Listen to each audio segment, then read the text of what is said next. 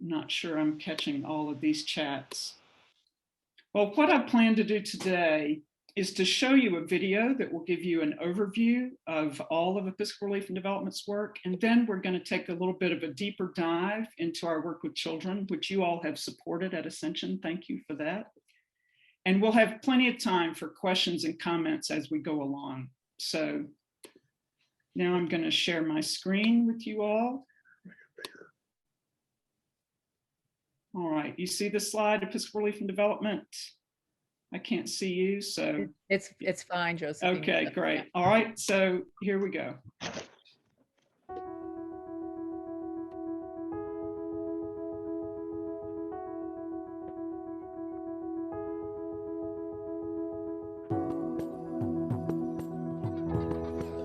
Moved to action by the words of Jesus in Matthew 25, Episcopal Relief and Development joins with Anglican and ecumenical partners, serving more than 3 million people each year, to create genuine, positive change on some of the most critical issues facing communities worldwide. How do we ensure women are treated with dignity and respect? How do we nurture healthy children for the future? How do we help communities adapt to the impact of a changing climate? Our global programs are integrated, helping to facilitate healthier, more fulfilling lives in communities struggling with hunger, poverty, disaster, and disease. Episcopal Relief and Development leverages its unique knowledge, expertise, and long-standing relationships to address 3 transformative program priorities: women, children, and climate.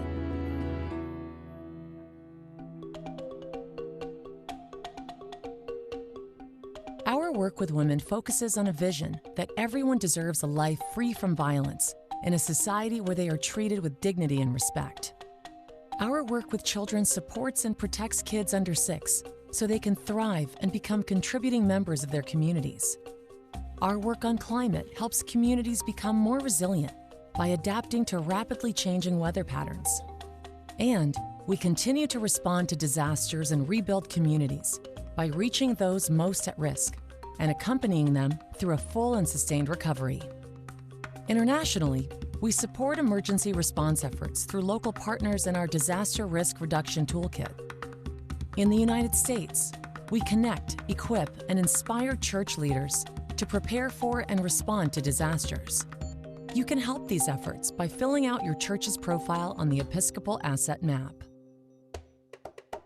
Everything we do is inspired by 5 core values: faith, dignity, relationship, leadership, and excellence. Consistent with your faith, you can have a positive, tangible impact on the world through Episcopal Relief and Development. Connect with our work year-round through prayers and gifts, worship and Christian formation resources, and special opportunities during the seasons of Lent and Advent. Lent is a time to remember Episcopal Relief and Development with our annual Lenten meditation series and worship resources for Episcopal Relief and Development Sunday. During Advent, many congregations use Gifts for Life to connect holiday gift-giving with making a difference in an area close to their heart.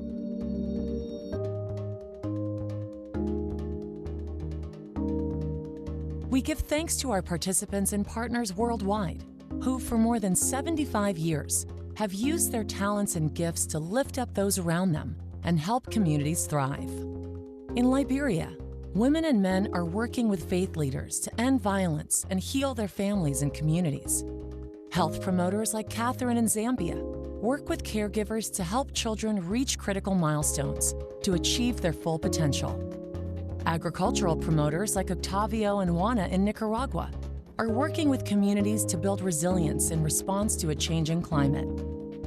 We support faith leaders around the world as they offer care and compassion to people in times of disaster and on the road to recovery.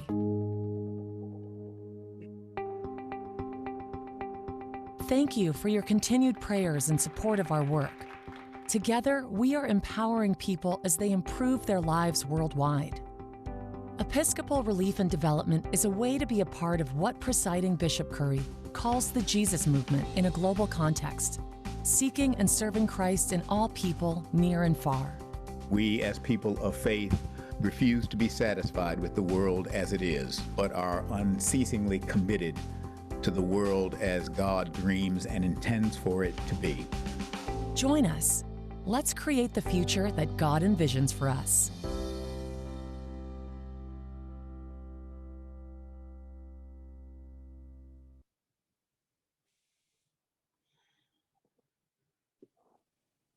So, did you learn anything from the video that you didn't already know about Episcopal Relief and Development? Or did anything in the video stand out for you, underscore something you already knew?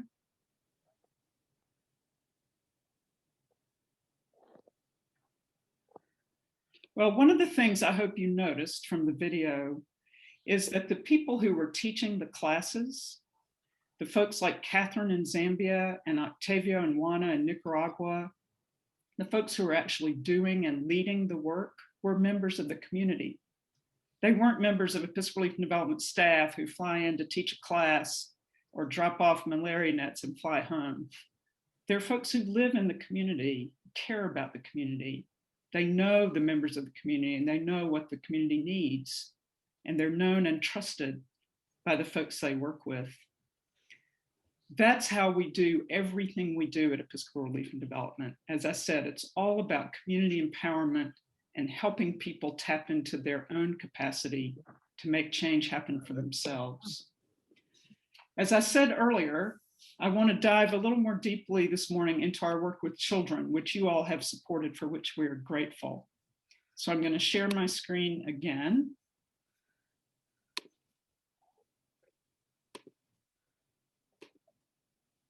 You see a slide now about children?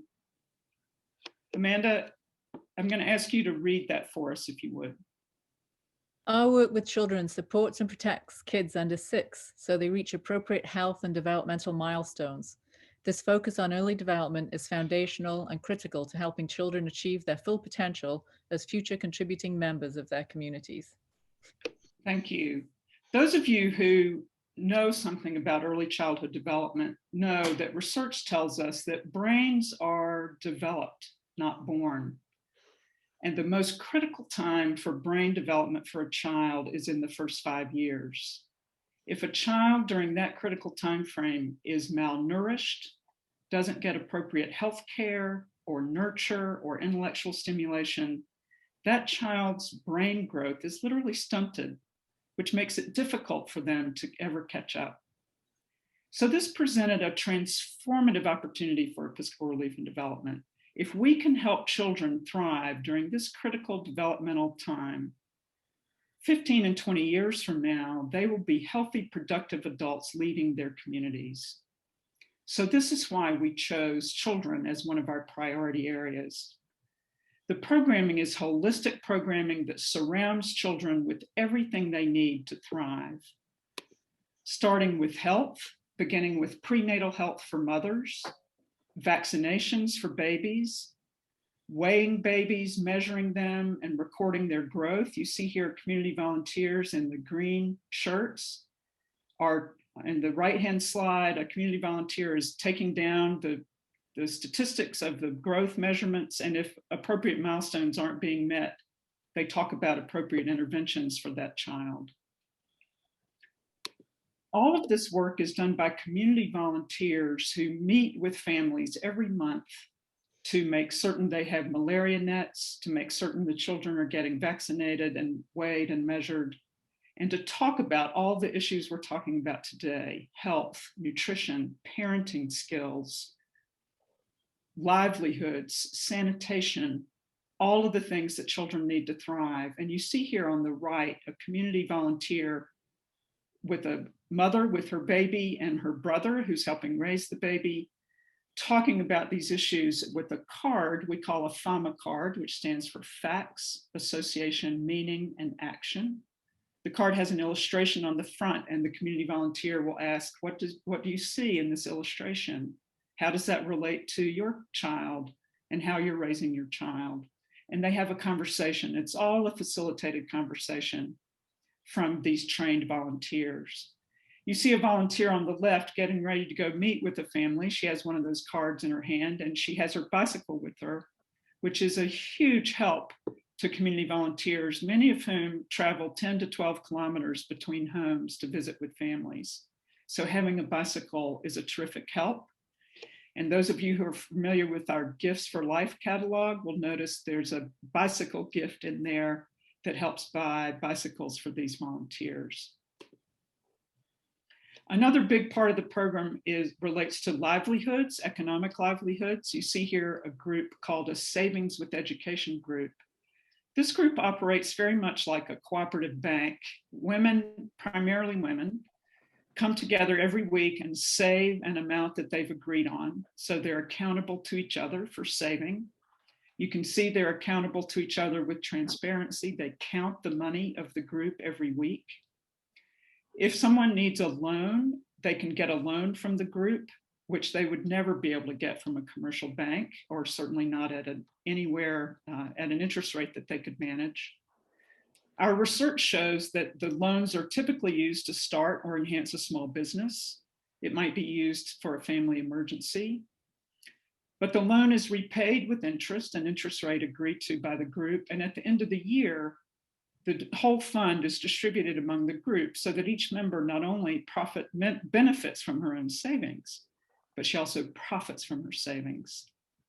So again, when we talk about using resources you already have, women who come together and save the equivalent of maybe 50 cents or $1 every week begin to realize that they have the capacity to make change happen. They can earn income and transform their lives with resources they already have. You see here on the top right-hand corner a latrine with a big sign reminding folks, wash your hands with soap. This particular latrine is located near an early childhood development center and a primary school and a church. The community volunteers encourage families to build latrines near their homes and talk to them about the importance of latrines and sanitation and hand washing, which is so critically important. On the bottom of the screen, you see a table of food, which is part of a nutrition class that's part of this program, teaching families to make nutritious meals out of ingredients that are readily available. You don't see in this photograph a plate full of fried caterpillars. Turns out caterpillars are a great source of protein. And from what I understand, they're very tasty when fried, although I can't speak to that from personal experience. That's what I understand. But nutrition is a big part of the program. Families are typically given seeds for gardens so that they can grow nutritious fruits and vegetables for their family and also have produce to sell on the market to earn income. Many families also get a goat or a cow with the same idea. They can use the milk and make cheese and have manure for farming, which helps them produce products to earn income. And another important piece is early childhood education. Once children turn 3, they're enrolled in playgroups. You see here on the right, these children are hearing a story. They're gathered for story time. They're told stories and read to. They play with each other and socialize with each other. You see they're playing with blocks and Lego-like toys here. They have a fabulous playground outside. They play together. You can see from the wall, they're learning letters and numbers. And then when they get a bit older, you see the classroom on the other side of the slide where they begin learning to read and write and do arithmetic and even some basic social studies. So when primary school starts, they're ready. So again, it's holistic programming to surround children and their caregivers with parenting skills, health, nutrition, economic livelihoods, and early childhood education to be sure they have everything they need to thrive. This program started with a pilot program in Zambia in 2012 and has been very successful.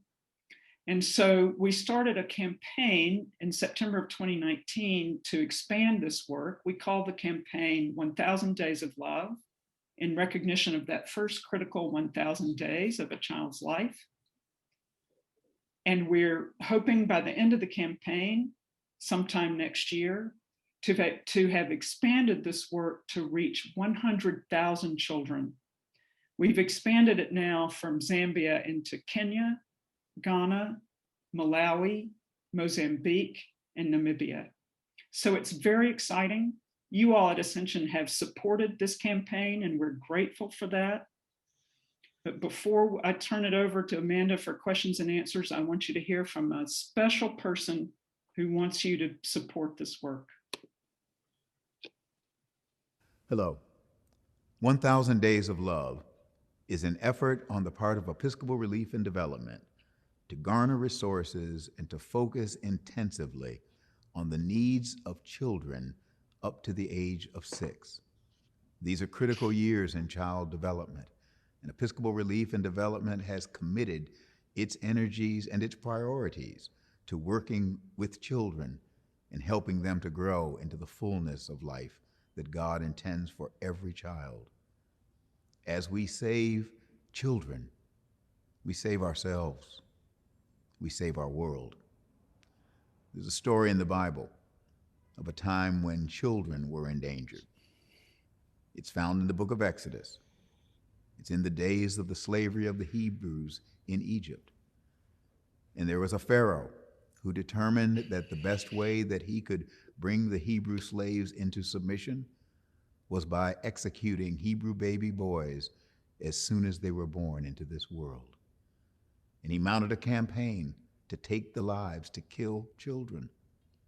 A group of women organized under the leadership of midwives like a woman named Shipra and another one named Puah.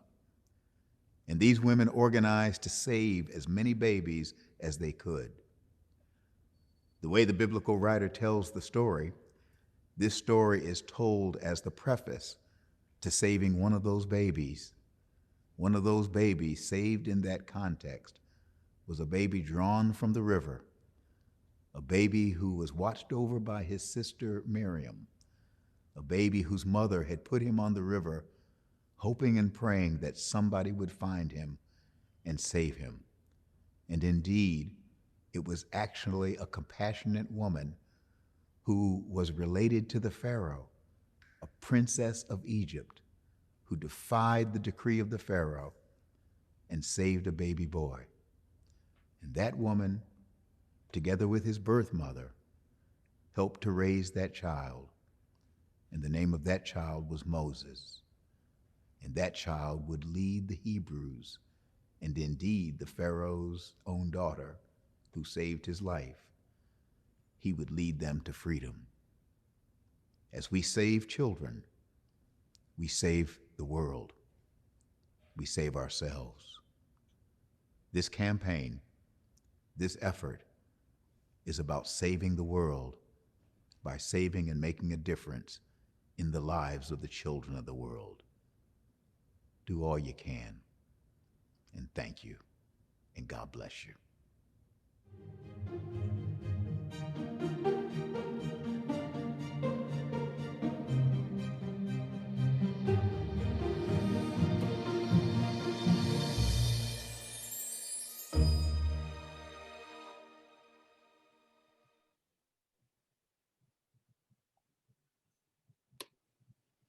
So thank you again for supporting 1,000 Days of Love campaign already, and we would be grateful if you would continue to support it so that we can achieve our goal of expanding this work broadly and reaching so many children around the world. So I would love to know what your questions are, what you'd like to hear more about. I see Amanda's note about the funds coming from the Mardi Gras event last year, so thank you again for that. Amanda, do you have anything you want to add, or any questions you think folks would like to hear about? Well, I think I'm glad that you mentioned in the video that where the children are being helped first, it was Namibia. And can you say a little bit more about how the need is discerned by the Episcopal Relief and Development? That's a great question. Thank you. So as I said, everything we do is about community empowerment and partnering with communities. So beginning with the design of this program, it started with, as I said, a pilot in Zambia, and we worked together with partners actually both in Kenya and Zambia to create and design the program based on World Health Organization resources. Then we did a small pilot. Then we worked with our partners to continue to tweak it to be sure it would work well in the context. After that, once the program's in place, community leaders are involved in selecting the families who participate in this program. Many of the children have lost one or both parents to HIV/AIDS. And so the caregivers, the communities identify for us the caregivers who need the support. And then the community volunteers go and meet with them. So that's how it works in terms of selecting the children. And as each country that I mentioned implements the program in their country, there are some tweaks and adjustments to make sure everything works well in their context. But the basic recipe, if you will, is the same in all of the countries. So there's a question from Emily and Jerry Freeland in the chat. Mm-hmm. It's, how is Episcopal Relief and Development helping with getting fresh water in third world countries, as well as more local places like Detroit? Great question. We have been involved with both in places around the world where water comes from wells. We have a robust clean water program. I mentioned that it was part of this program with children, but that's part of a program in many countries we work with around the world in building wells and providing access to clean water. In Detroit, not sure specifically about Detroit, but certainly in Michigan, with the issues of the lead in the water a few years ago, we were directly involved with, again, working with the diocese there, which worked with congregations and ministries there to distribute clean water. And we're doing that now in Texas. We're providing grants to dioceses in Texas to be sure people have access to water and food and shelter and everything they need. That's wonderful. There's several more questions from Gigi. Does Episcopal Relief and Development sponsor children's programs in the United States, similar kinds of programs? We do not do that work in the United States. Our development work with women, children, excuse me, and climate, smart agriculture and that sort of thing is solely, those are solely global programs. In the United States, our work is all about disaster preparedness and response. And one of the reasons for that is that there are a lot of organizations in the United States, including Episcopal churches and Episcopal congregations and Episcopal ministries that address programs of hunger and poverty and children in the United States. And so we focus on our strong suit in the global development work. Okay. The next question comes from Anne Lamb, and she is asking, what is the estimate of funds required per child in these programs? Oh, you may have stumped the panel in terms of an estimate per child. I don't know the answer to that off the top of my head, but I do know that all of our work is based on very robust monitoring and evaluation of not only the success of the programs, but the most efficient way that we can fund the work to get it done. So I'm sorry, I don't have a precise calculation there for you. The intent of the question was just to estimate how far the money goes, because I think probably it's very efficient. You're right. You're right. It is very efficient, and that's one of the things that about all global development work. It's stunning sometimes how far a dollar will go in making an enormous difference. And especially what I would say about this work is that it goes even farther than that, because our goal, it really is to work ourselves out of a job so that communities learn how to do this work. They learn how to capitalize on their own resources, just like the women in these savings groups. We don't invest a dime in that work. That all comes from money that the women bring themselves to the group and save and loan each other and earn interest and earn income. So if we're successful with these programs, we, as I said, will work ourselves out of a job, and communities will be able to do these things on their own. But you're right that the money goes a long way in these in these programs, a little bit goes a very long way. So thank you. That's great. We have another question from Suzanne. What does asset-based community development mean? Great question. It means focusing on assets that communities and individuals already have. You know, and a lot of approaches to charity are based on really focusing on needs and how can I meet your needs? How can I, if you need water, I can send you a crate of bottles of water. But the problem with that approach is that once you've finished drinking that crate of water, you need me again. You're reliant on me to send you another crate of water or to send you money to buy water. By focusing on assets, and of course, needs are important and we have to focus on needs, but by looking at the assets that are already there that can meet needs and helping people build capacity from there, then the communities, as I said, are transforming their own situations and making change happen. And it's much more of a mutuality, partnership-based rather than a top-down, needs-based approach. And I just wondered if you could say something. I know there's a correlation now between the UN development goals, the 2035 goals, and the way Episcopal Relief and Development are developing their programs. Right, that's right. So those of you who are familiar with the Millennium Development Goals that were in place a few years ago, and then it was transformed into what's now called the Sustainable Development Goals, and there's 17 of them. You're right, our programming fits hand in glove with many of the goals of the Sustainable Development Goals, and we talk about that in detail on our website, but you're exactly right. I just want to give a plug for the website. It's absolutely remarkable. It was redone, I think, 2 summers ago by a Sewanee intern. And yeah. It's fantastic. There are so many links in there, and it explains all the way that the funding happens. It talks about accountability. It talks about the mission. It talks about different things you can do from your just praying for these programs to small amounts of money that add up, as Josephine said. So it's episcopalrelief.org, and we've put it in the bulletin a few times, and I think it's listed in the Heavenly Post.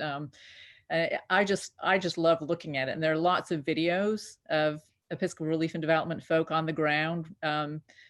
It's exciting to see what we're doing.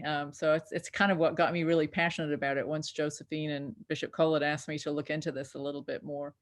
There's another question on the side, and it's are the classes taught in English, and who trains the local trainers? Great questions, thank you. The classes are not taught in English. They're taught in the language or dialect that's appropriate. I mean, in some of these rural villages in Africa, the conversations and training will happen in whatever tribal dialect is predominant there. The training of the trainers also happens. I mean, at some level, our staff are involved in training together with our partners on the ground. So in most countries we work in, there's an agency similar to ours. In Zambia, it's called the Zambian Anglican Council Outreach Program. We work together with that organization together to train promoters and trainers who then train the volunteers who are doing the work on the ground or are teaching the classes, or the folks like Octavia and Juana or Catherine you saw in the video. They are actually trained by members of the community, but our staff is involved in training at a high level.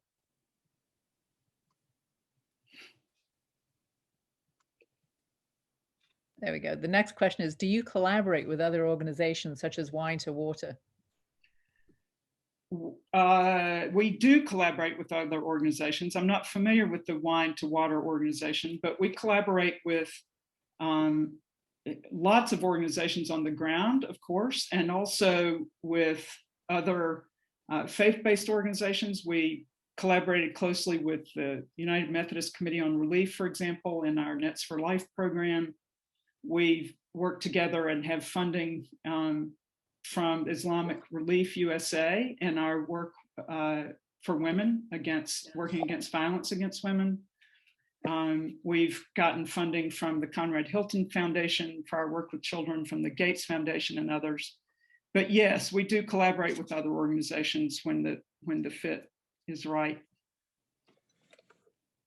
Josephine, can you tell us a little bit about your trips? I know you've traveled now to some of the places that we serve. Can you talk about that a little bit, what your experience was like? Yes, I'd be happy to do that. So I've been to the Holy Land, where we fund and work with a remarkable school called the Holy Land Institute for the Deaf, which actually works closely with children with all manner of disabilities. I've also been to Ghana, where we are doing this work with children and work with women. I've seen the Savings with Education groups in action. I've been with community volunteers visiting homes, both in Ghana and Zambia, where this early childhood development work started. And actually the photographs you saw were all from my trip to Zambia. And it really is, the thing that strikes me the most when I go see the programs is how much it is a community program. In Zambia, we saw a brand new, those two photographs of the children in classrooms, that was a brand new building that had literally been built by the members of the community. They had made the bricks and built the walls and built the building. That was their center for their children. And they put together the playground, and watching the community come together to do things like that, and their pride in the work, and just realizing what a community program it is at every level when you see the work is really remarkable. And the ingenuity is also remarkable to me.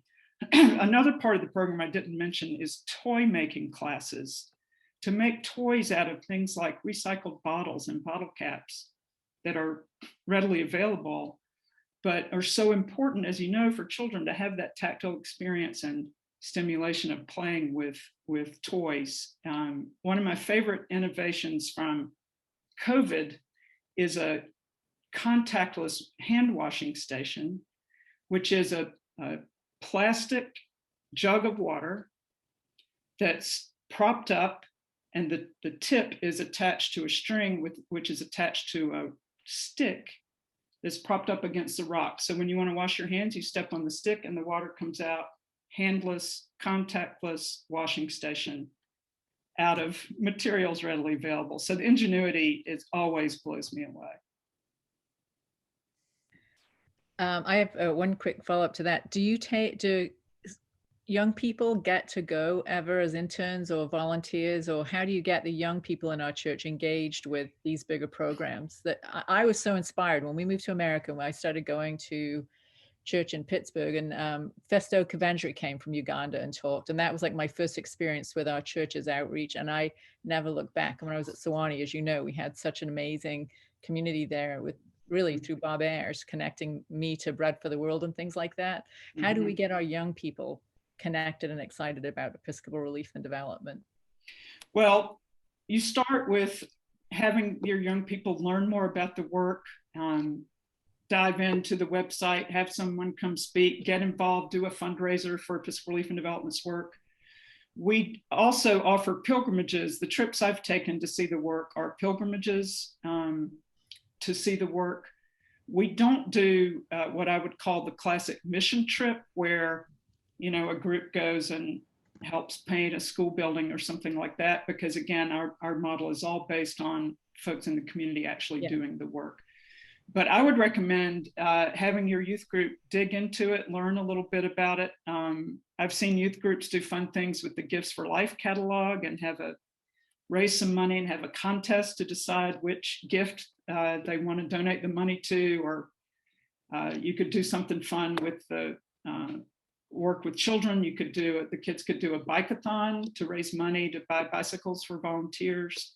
There are lots of ways to get the youth involved. But that's a great question. Thank you. That's great. There's another question on the side from Terry. Do you collect outcomes data to determine the effectiveness of your programs? Absolutely. We rigorously monitor that data constantly and evaluate it. And if programs are not working well, we either tweak them or abandon them. It's a very rigorous program, and we have staff members who are dedicated solely to that monitoring and evaluation work. Somebody has asked if you would talk, Susanna's asked, would you talk about the administrative cost of Episcopal relief and development? It's low. We're dedicated to, our board has insisted that 90% of every donor dollar goes to program. And so we monitor that rigorously as well to make certain that that happens.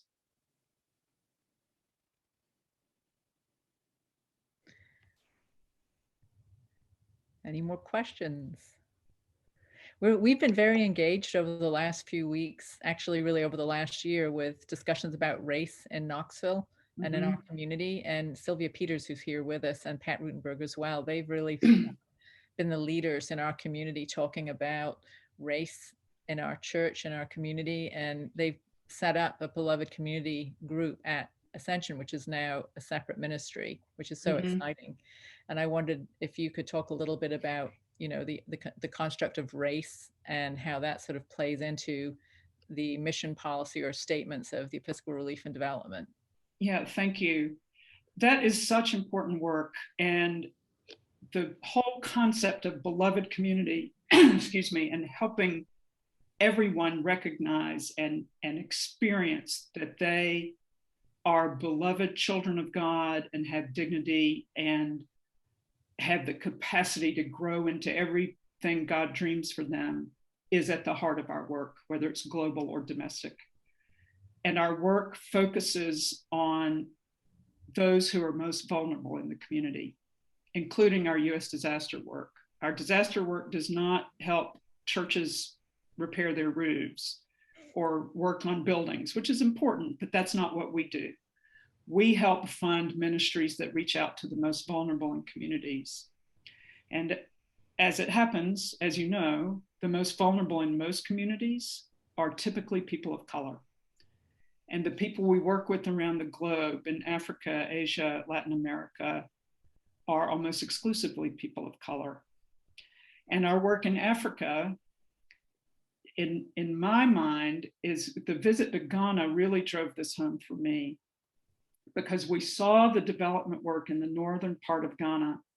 And then we went to the coast of Ghana and saw some of the slave ports, the slave forts. Yeah. Where, and we followed the path that slaves had been marched down and walked down to these forts and then taken through the door of no return and brought to this country. And seeing the work in the northern part of Ghana and knowing that it's happening in other parts of Africa, to me, is a part of a deep reconciliation of what was taken, the talent and that was taken from those countries, and the immense trauma and hurt and pain. And so helping these rural areas develop into everything God dreams for them, in my view, is part of a really deep reconciliation work. That's beautifully stated. We've been reading and talking so much about race, and I know our vestry made a statement about a year ago, just about a year ago, and we've come a long way, I think, and we have a long way to go. And I'm always very interested in how you know, I talk a lot with my students at Webb about how you move from your local to the wider community to the global community, and how you feel connected to people across national boundaries who are very different and come from it. It's very hard to do that work, you know, because we kind of, you know, live in our own sphere, especially right now with COVID. I think that's really, we've all become a lot more sort of insular in some ways, but I love the connection you just made to reconciliation, the Truth and Reconciliation program from South Africa that Bishop Tutu worked on so hard. And I think that's kind of what we need to be doing all the time. And that's what Sylvia and Pat are really working hard on with our community. So yeah, thank you. You know, the ironic thing about COVID is that you're right. It's made us all draw in to a large degree, but it also reminds us that we're part of a global community. Yeah. Every person on the planet is impacted by this very same pandemic. And that whole thing about contactless washing stations, that's important everywhere in the world. Sanitation is important everywhere in the world. And I'll tell you, when you see these children in Zambia or Ghana or wherever they are, it reminds you of your own children or of children in your life and children you know in your own church and congregation. Those and the needs of children and wanting to help children and watching them thrive is so exciting, and regardless of where the children are, anywhere on the globe. Yeah. And this is, and so again, thank you for supporting Episcopal Relief and Development, because doing that is a way for you to connect to this global outreach work. Right. Anne Lamb had a comment on this side, and I appreciate her saying this. It's really important. Charity Navigator, which ranks charities, believability, trustability, dedication, all kinds of things. They've just given Episcopal Relief a 3-star rating, which is their highest rating. So that means the whole program is working well. Yes, yes, thank you. We again, that's something we pay. Well, the Charity Navigator is something that happens because of the attention we pay to how we run the organization and run the programs. So what's ahead for you in the next year? Are you getting back to travel again after being hunkered down for a year? You know, we're all waiting, as you all are, to see how things go with the vaccines. I certainly don't expect to be traveling anytime before the summer, but you know, we'll see how the vaccines go. But I do look forward to a time to coming to be with you all in Knoxville. We would love that. We would love to welcome you. Do you know much about the vaccines in African states? Are they getting the vaccine, or is it just? Vaccine distribution is even more fraught in Africa and Asia and Central America than it is in this country and in Europe. But our organization is involved with our partner organizations on the ground, again, most of whom have close relationships with their local health agencies. And we will certainly be involved in promoting health messaging about vaccines and doing everything we can to support access to vaccines. It's a critical question for our time. Yeah.